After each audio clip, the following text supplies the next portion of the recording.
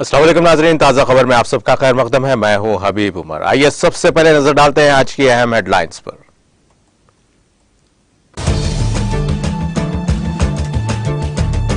मुसलमानों की फलाह बहबूद के लिए तेलंगाना हुकूमत कर रही है इकदामात। मुन्नुगुड़ो के नारायणपुरम में इंतखाबी मुहिम में रियासती वजीर गंगुला कमलाकर का खिताब।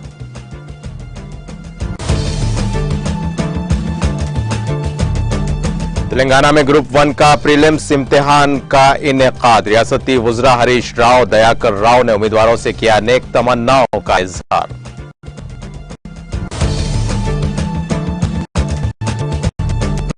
रियासत तेलंगाना में जुनूब मगरिब मानसून सरगर्म। आइंदा 5 दिनों के दौरान तेलंगाना के बाद इलाकों में बारिश का इम्कान।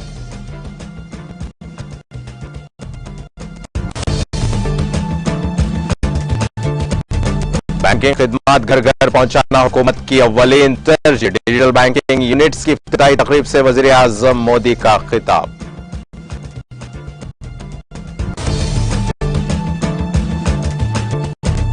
अंग्रेजी और ज़हनी सलाहियत का कोई ताल्लुक नहीं, तलबा को इस ज़हनियत से बाहर आना चाहिए। हिंदी जबान में तिब की तालीम का आगाज। तकरीब से मरकजी वजीर अमित शाह का खिताब।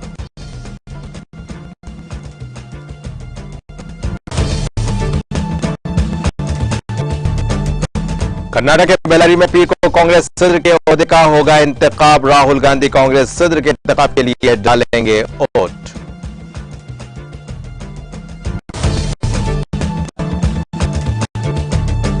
ताइवान के मसले के हल के लिए चीन जामे पॉलिसी नफिज करेगा। 20वीं सीपीसी नेशनल कांग्रेस के इब्तिदाई इजलास से चीन के सदर का बयान।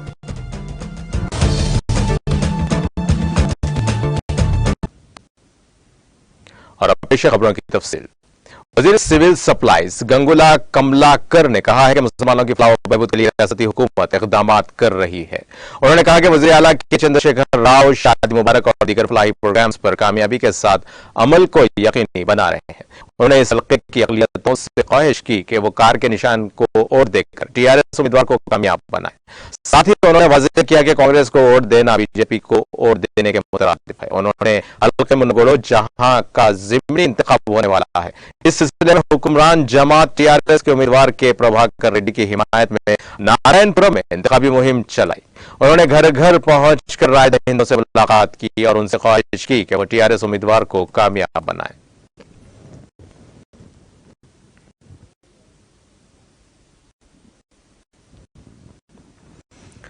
तेलंगाना में ग्रुप 1 का प्रीलिम्स इम्तिहान मुनाकिद हुआ। 503 मुलाजिमतों के लिए जुमला 3,80,202 उम्मीदवारों ने दरख्वास्त दाखिल की थी। हर ओहदे के लिए औसतन 756 उम्मीदवार मुकाबला कर रहे हैं। फरवरी में ग्रुप 1 में इम्तिहान मुनाकिद करने का इम्कान है। ग्रुप 1 में 503 ओहदों में से 225 खवातीन के लिए महफूज है, जबकि 1,51,192 उम्मीदवारों ने इसके लिए दरख्वास्त दाखिल की है।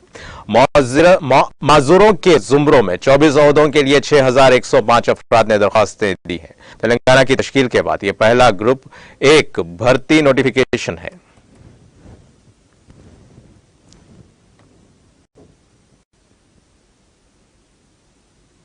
वजीर सेहत हरीश राव ने इतवार को ग्रुप 1 प्रीलिम्स के इम्तिहान में हिस्सा लेने वाले तमाम उम्मीदवारों से नेक तमन्नाओं का इजहार करते हुए कहा कि उम्मीदवार इस इम्तिहान में अपनी सलाहियतों का भरपूर मुजाहरा करें। दूसरी तरफ वजीर दयाकर राव ने भी इस इम्तिहान में शिरकत करने वाले उम्मीदवारों को मुबारकबाद दी। दोनों रियासती वज़रा ने उम्मीदवारों पर जोर दिया कि वो खुद एतमादी के साथ इम्तिहान में शिरकत करते हुए कामयाबी के जरिए अपने वालिदैन और इलाकों का नाम रोशन करें।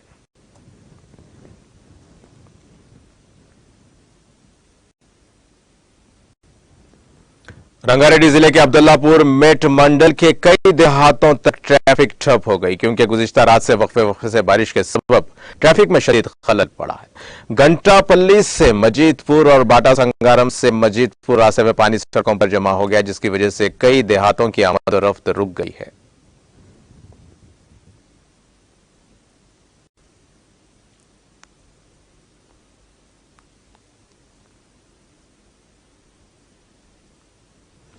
महकमे मौसमियात ने कहा है कि आइंदा 5 दिनों के दौरान तेलंगाना के बाज़ इलाकों में हल्की औसत या फिर गरज और चमक के साथ बारिश का इम्कान है।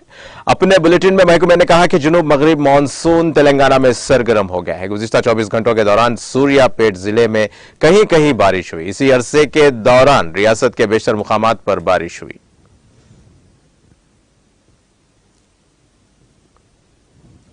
वज़ीर-ए-आज़म नरेंद्र मोदी ने इतवार को मुल्क के 75 अजला में 75 डिजिटल बैंकिंग यूनिट्स को कौम के नाम वक्फ करते हुए कहा कि हमारी हुकूमत की तरजीह बैंकिंग खिदमात को दूर दराज घर घर पहुंचाना है। आज यहां 75 डिजिटल बैंकिंग यूनिट्स के आगाज के मौके पर तमाम हमवतनों को मुबारकबाद पेश करते हुए मोदी ने कहा कि आज मुल्क एक बार फिर डिजिटल इंडिया की इस्तिताअत का गवाह बन रहा है। यह मुल्क के 75 अजला में जमीन पर उतर रहा है। उन्होंने कहा कि इस वक्त मुल्क के 99% से जायद देहात में 5 किलोमीटर के अंदर कोई ना कोई बैंक ब्रांच, बैंकिंग आउटलेट या फिर बैंकिंग फ्रेंड मौजूद है। उन्होंने कहा कि मुल्क में हर 1 लाख बालिग आबादी के लिए बैंक की जितनी शाख मौजूद है वो जर्मनी, चीन और जनूबी अफ्रीका जैसे ममालिक से भी ज्यादा है। हम आम इंसानों के मेयार जिंदगी बदलने के अज़्म के साथ दिन रात मेहनत कर रहे हैं। वज़ीर-ए-आज़म ने कहा कि हमारा अज़्म है कि निज़ाम को बेहतर करें, शफाफियत और आखिरी सफ में खड़े शख्स तक पहुंचे। उन्होंने कहा कि जब हमने जिन धन खाते की मुहिम शुरू की तो आवाजें उठी कि गरीब बैंक खाते का क्या करेंगे। यहां तक कि इस फील्ड के बहुत से माहिरीन भी नहीं समझ पा रहे थे कि इस मुहिम की अहमियत क्या है, लेकिन बैंक अकाउंट की ताकत क्या होती है ये आज पूरा मुल्क देख रहा है।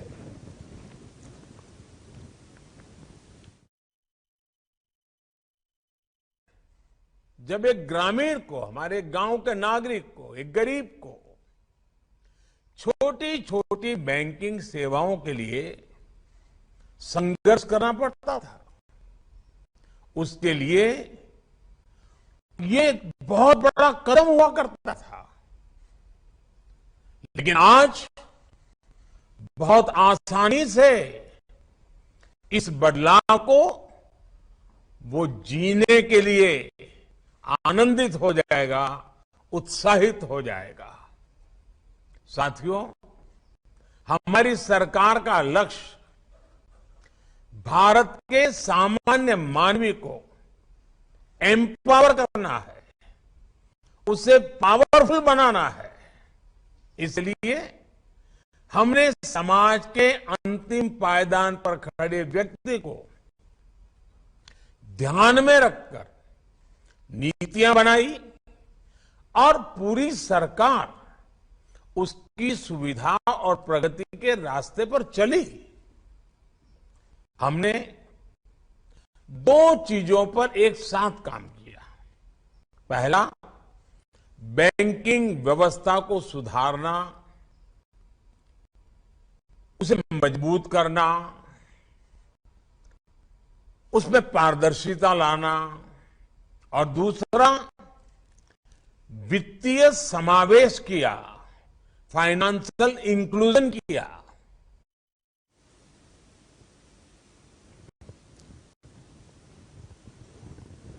मरकजी वजीर दाखिला अमित शाह ने आज कहा कि कुछ लोगों ने अंग्रेजी को फरोग देते हुए उसे दानिशवराना सलाहियत से जोड़ दिया, लेकिन इन दोनों चीजों का आपस में कोई ताल्लुक नहीं है। शाह ने आज यहां हिंदी जबान में तिब की तालीम के लिए एक बेमिसाल पहल शुरू की। पिछले कई महीनों से जारी इस प्रोजेक्ट के तहत MBBS साल अव्वल की किताबें हिंदी जबान में तैयार की गई हैं। इस तकरीब में वजीर आला शिवराज सिंह चौहान, BJP के रियासती सदर विष्णुदत्त शर्मा और तिब्बी तालीम के वजीर विश्वास सारंग भी मौजूद थे। इस दौरान शाह ने किसी का नाम लिए बगैर कहा कि कुछ लोग अंग्रेजी को फरोग देते हुए उसे दानिशवराना सलाहियत से जोड़ते हैं, जबकि दोनों चीजों का एक दूसरे से कोई ताल्लुक नहीं है। मादरी जबान के इस्तेमाल से ही जहनी सलाहियत परवान चढ़ती है। उन्होंने भोपाल के प्लेटफॉर्म से मुल्क के नौजवानों को बुलाया और कहा कि अपनी जबान में तालीम हासिल करने से ही उनकी सलाहियतों में इजाफा होगा। उन्होंने कहा कि अब मरकज में नरेंद्र मोदी की हुकूमत है जिसमें हर कोई अपनी जबान में एहतजाज कर सकता है। अब हिंदी जबान में भी तहकीक व तहकीक के काम की हौसला अफजाई की जा रही है। मुल्क की 10 रियासतों में इंजीनियरिंग की किताबों का हिंदुस्तानी जबानों में भी तर्जुमा हो चुका है।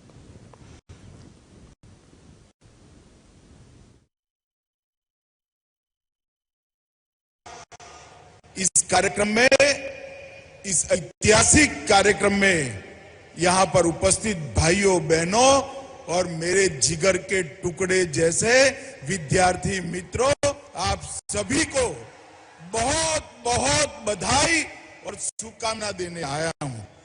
मित्रों, आज का दिन आजादी के अमृत महोत्सव के वर्ष का वर्ष है।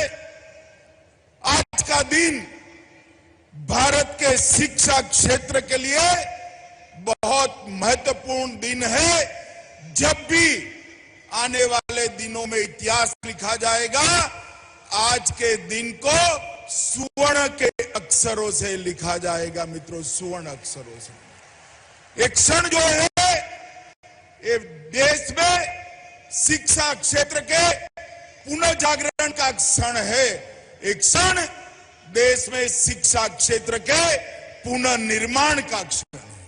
मैं देश के प्रधानमंत्री श्री नरेंद्र मोदी जी को बहुत बहुत धन्यवाद देश भर के विद्यार्थियों की ओर से देता हूं कि नई शिक्षा नीति में उन्होंने प्राथमिक शिक्षा में और टेक्निकल और मेडिकल एजुकेशन में बच्चे की मातृभाषा को अहमियत देकर बहुत बड़ा एक ऐतिहासिक निर्णय किया है। मोदी जी ने हिंदी, तमिल, तेलुगु, मलयाली, गुजराती, बंगाली, ये सभी भाषाओं में मेडिकल और इंजीनियरिंग की शिक्षा उपलब्ध कराने का जो आह्वान किया, मुझे आज गर्व होता है कि भारतीय जनता पार्टी की शिवराज सिंह सरकार ने देश में सबसे पहले मेडिकल की शिक्षा हिंदी में शुरू कर मोदी जी की इच्छा की पूर्ति की है।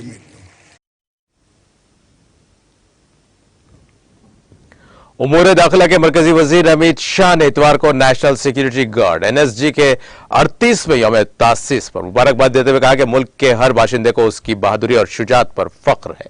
शाह ने आज ट्वीट किया कि हर हिंदुस्तानी को एनएसजी की बहादुरी और शुजात पर फख्र है।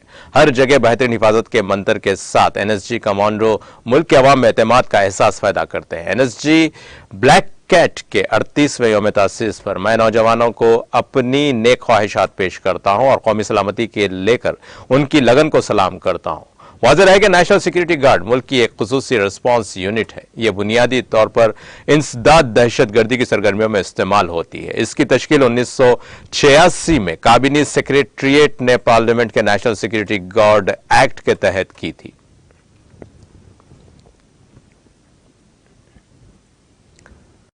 कांग्रेस के साबिक सदर राहुल गांधी कांग्रेस सदर के ओहदे के इंतखाब में पीर को कर्नाटक के बेल्लारी के सिंगानाक्लो में अपना वोट डालेंगे। कांग्रेस के मीडिया डिपार्टमेंट के इंचार्ज जयराम रमेश ने इतवार को कहा कि राहुल गांधी के वोट डालने के बारे में किसी किस्म की कयास आराई की जरूरत नहीं है और वो भारत जोड़ो यात्रा में शामिल दीगर मंदूबीन के साथ कल सिंगानिकालो में वोट डालेंगे। रमेश ने ट्वीट किया कि इस बारे में सवाल पूछे जा रहे हैं कि सदर के इंतखाब के लिए राहुल गांधी कल अपना वोट कहां डालेंगे। कुछ भी कयास आराया नहीं किया जाना चाहिए। वो तकरीबन 40 दीगर भारत जोड़ो यात्रा के यात्री हैं जो पीसीसी के मंदूबीन के साथ बेल्लारी के सिंगांक्लो में भारत जोड़ो यात्रा के कैंप के मुकाम पर वोट डालेंगे।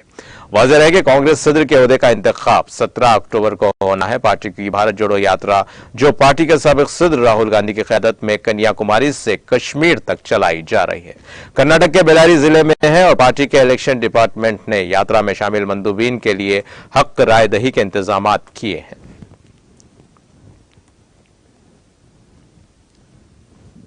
उत्तर प्रदेश के साबिक वज़ीर आला और समाजवादी पार्टी एसपी के बानी मुलायम सिंह यादव के इंतकाल के बाद उनके बेटे अखिलेश यादव ने अपने खानदान के दीगर अफराद के साथ पीर को उत्तराखंड के हरिद्वार में उनकी अस्थियां विसर्जित करेंगे। मौसूला इत्तला के मुताबिक एसपी सदर अखिलेश यादव कल प्राइवेट तैयारे से यादव की अस्थियां लेकर देहरादून जाएंगे। अखिलेश के प्रोग्राम सफर के मुताबिक देहरादून से वो सड़क के जरिए हरिद्वार में गंगा के किनारे वीआईपी घाट से अस्थियां विसर्जित करेंगे। काबिल जिक्र है कि यादव का तवील अदालत के बाद 10 अक्टूबर को गुरुग्राम के मेदांता हॉस्पिटल में इंतकाल हो गया था। अखिलेश के साथ चचा शिवपाल सिंह यादव, चचाजाद भाई धर्मेंद्र यादव, तेज प्रताप यादव और करीबी साथी आशु मुल्क भी इस अस्थि विसर्जन के लिए हरिद्वार जाएंगे।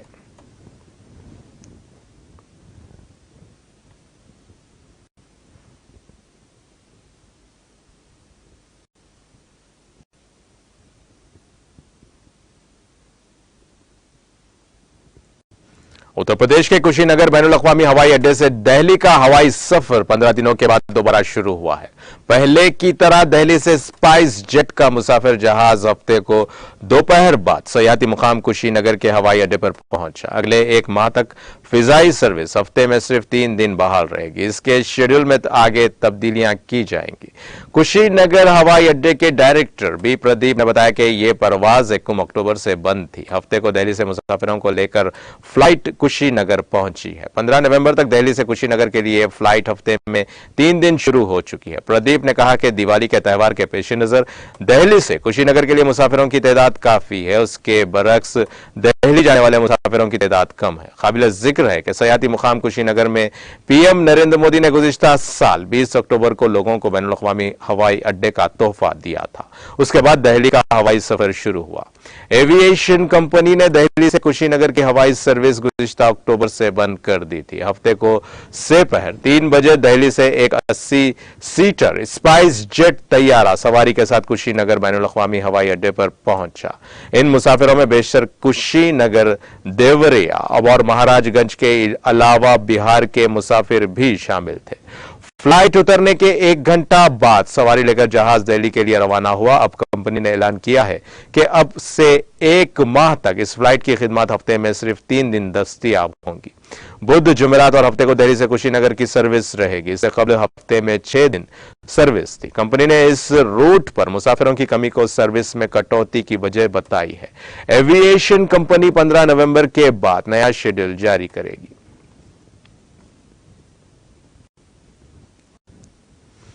Punjab vigilance commission vigilance bureau ने साबिक वजीर सुंदर शाम अरोड़ा को ब्यूरो के एक असिस्टेंट इंस्पेक्टर जनरल एआईजी को 50 लाख रुपए की रिश्वत देने के इल्जाम में गिरफ्तार किया है।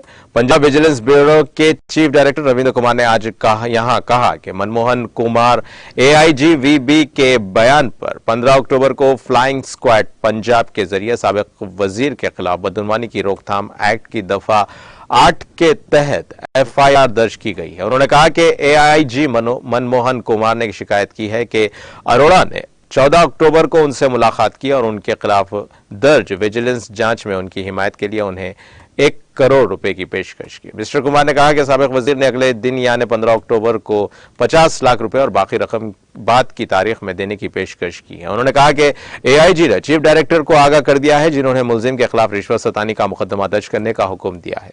इस मामले में अरोड़ा को गिरफ्तार किया गया और उससे 50 लाख रुपए बरामद हुए हैं। इस मामले में मजीद तफ्तीश जारी है।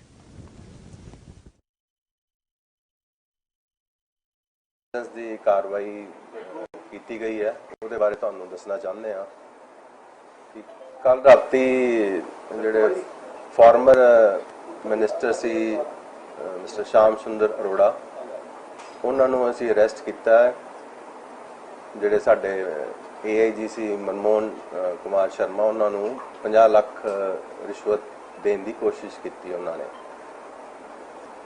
ਬੇਸਿਕਲੀ ਇਹਦੀ ਬੈਕਗ੍ਰਾਉਂਡ ਥੋੜੀ ਮੈਂ ਦੱਸ ਦਵਾਂ ਕਿ ਜਿਹੜੇ ਮਿਨਿਸਟਰ ਹੈਗੇ ਫਾਰਮਰ ਇਹਨਾਂ ਦੇ ਖਿਲਾਫ ਇੱਕ ਤਾਂ ਡੀਏ ਦਾ ਕੇਸ ਜਿਹੜਾ ਡਿਸਪ੍ਰੋਪੋਰਸ਼ਨੇਟ ਅਸੈਟਸ ਹੈ ਉਹਦਾ ਕੇਸ ਦੀ ਜਿਹੜੀ ਵਿਜੀਲੈਂਸ ਜਿਹੜੀ ਇਨਕੁਆਇਰੀ ਚੱਲ ਰਹੀ ਸੀ, ਪਲੱਸ ਕੁਝ ਹੋਰ 2-3 ਜਿਹੜੀਆਂ ਇਰੈਗੂਲਰਿਟੀ ਸੀ ਇਹਨਾਂ ਦੇ ਜਿਹੜੇ ਟੈਨਿਓਰ ਦੇ ਦੌਰਾਨ ਹੋਇਆ ਉਹਦੀ ਵੀ ਵੈਰੀਫਿਕੇਸ਼ਨ ਚੱਲ ਰਹੀ ਸੀ। ਤੇ ਉਹਨਾਂ ਤੋਂ ਬਚਣ ਲਈ ਇਹਨਾਂ ਨੇ 14 ਤਰੀਕ ਨੂੰ ਇਹਨਾਂ ਨੂੰ ਕੰਟੈਕਟ ਕੀਤਾ ਜਿਹੜੇ ਏਆਈਜੀ ਮਨਮੋਹਨ ਕੁਮਾਰ ਸੀ ਵਿਜੀਲੈਂਸ ਦੇ ਵਿਜੀਲੈਂਸ ਦੇ ਫਲਾਈਂਗ ਸਕੁਆਡ ਦੇ ਜਿਹੜੇ ਇਹ ਜਿਹੜੀਆਂ ਡੀਏ ਦਾ ਕੇਸ ਤੇ ਜਿਹੜੀਆਂ ਇਨਕੁਆਇਰੀਆਂ ਹੈ ਸੁਪਰਵਿਜ਼ਨ ਤੇ ਕਰ ਰਹੇ ਗਏ ਸੀ ਜੀ। ਤੇ ਇਹਨਾਂ ਨੂੰ ਕੰਟੈਕਟ ਕਰਕੇ ਕਿਹਾ ਕਿ ਮੈਂ ਤੁਹਾਡੇ ਘਰ ਆਣਾ ਵਾ ਤੇ ਇਹ ਫਿਰ ਇਹਨਾਂ ਦੇ ਘਰੇ ਆ ਗਏ 14 ਨੂੰ ਸਵਿਤਰੀ ਐਨਕਲੇਵ ਰਹਿੰਦੇ ਹੈਗੇ ਤੇ ਪੁਰਾਣੀ ਥੋੜੀ ਬਹੁਤੀ ਇਹਨਾਂ ਦੀ ਜਾਣ ਪਛਾਣ ਹੈਗੀ ਸੀ ਉਹ ਇਹਨਾਂ ਨੇ ਘਰੇਲੂ ਗੱਲਾਂ ਫਿਰ ਨਾਲ ਹੀ ਇਹਨਾਂ ਨੇ ਸ਼ੁਰੂ ਕਰਤੀ ਗੱਲ ਕੀ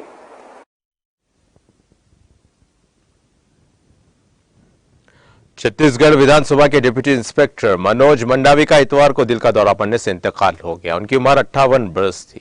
उनके पसमानदगार में बीवी और 2 बेटे हैं। मौसूला इतलात के मुताबिक असेंबली के डिप्टी स्पीकर धमतरी के सर्किट हाउस में कयाम पजीर थे। इसी दौरान उन्हें आज सुबह अचानक दिल का दौरा पड़ा। मंडावी को फौरी तौर पर हॉस्पिटल ले जाया गया, जहां डॉक्टर्स ने उन्हें मुर्दा करार दिया। नवंबर साल 2000 में अलग छत्तीसगढ़ रियासत के कयाम के बाद मंडावी इस वक्त की अजीत जोगी हुकूमत में वजीर रहे। छत्तीसगढ़ में कबायली अक्सरियती इलाके बिस्तर के एक बाअसर लीडर और भानु प्रतापपुर से कांग्रेस के एमएलए मंडावी को मुतफिका तौर पर दिसंबर 2019 में रियासती कानून साज असेंबली का डिप्टी स्पीकर मुंतखब किया गया था।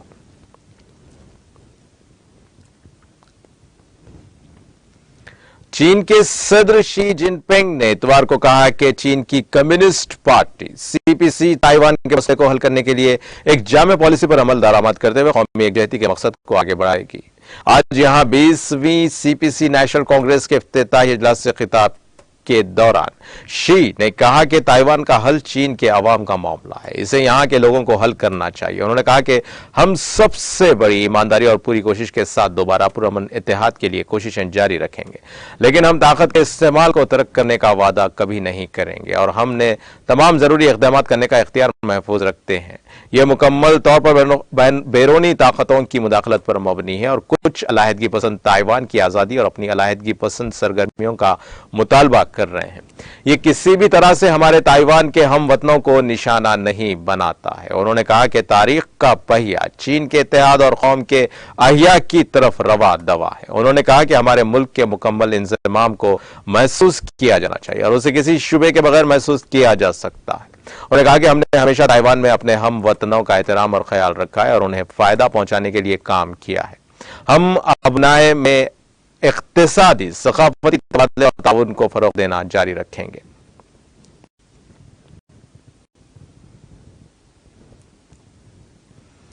ईरान के दारुल हुकूमत तेहरान की एवन जेल में आग लगने से कम से कम 8 अफराद जख्मी हो गए। ईरान की सरकारी खबर रसा एजेंसी अर्ना की रिपोर्ट के मुताबिक आग लगने का वाकया हफ्ते के रोज कई कैदियों के दरमियान झड़पों के बायस पेश आया। रिपोर्ट में कहा गया है कि वार्ड्स में झड़पों और बदआमनी के बायस जेल के कपड़ों के गोदाम में आग लग गई। उनका कहना था कि इस वाकये में 8 अफराद जख्मी हुए हैं। फायर ब्रिगेड का अमला और जेल अफसरान ने आग पर काबू पा लिया।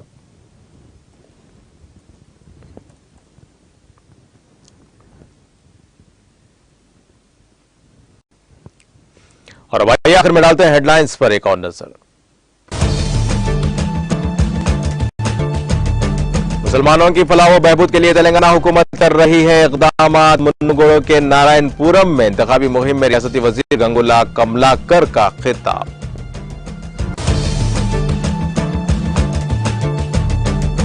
तेलंगाना में ग्रुप 1 का प्रीलिम्स इम्तिहान का इनेकाद रियासती वज़रा हरीश राव और दयाकर राव ने उम्मीदवारों से किया नेक तमन्नाओं का इजहार।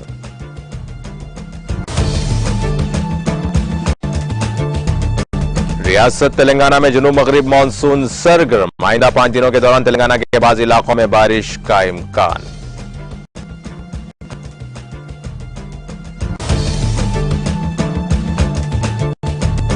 बैंकिंग खिदमात घर घर पहुंचाना हुकूमत की अव्वलीन तरजीह। डिजिटल बैंकिंग यूनिट्स की इफ्तिताही तकरीब से वज़ीर आज़म मोदी का खिताब।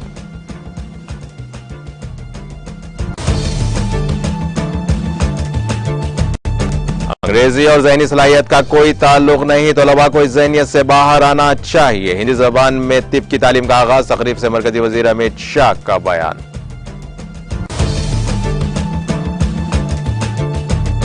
कर्नाटक के बेलारी में पीर को कांग्रेस सदर के ओहदे का होगा इंतखाब। राहुल गांधी कांग्रेस सदर के इंतखाब के लिए डालेंगे वोट।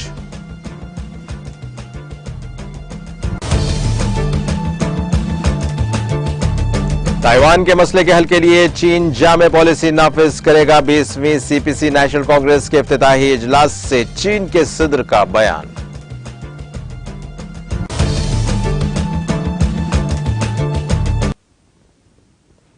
इसी के साथ नाजरीन ताज़ा खबर का सिलसिला यहीं खत्म होता है। ताज़ा खबरों के लिए देखते रहिए टीटीवी और अब मुझे दें इजाजत। अल्लाह हाफिज।